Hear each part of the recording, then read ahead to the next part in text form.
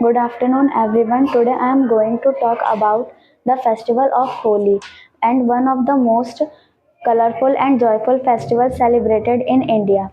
Holi is also known as the Festival of Colors and celebrated every year in the month of March. Holi marks the arrival of spring and the victory of good over evil.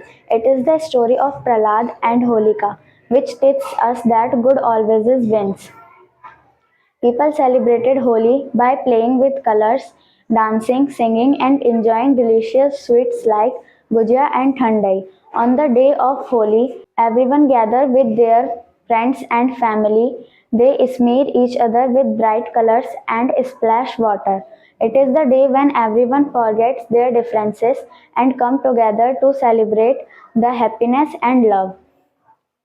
The air is filled with laughter and joy. Holi also teaches us to forgive and forget.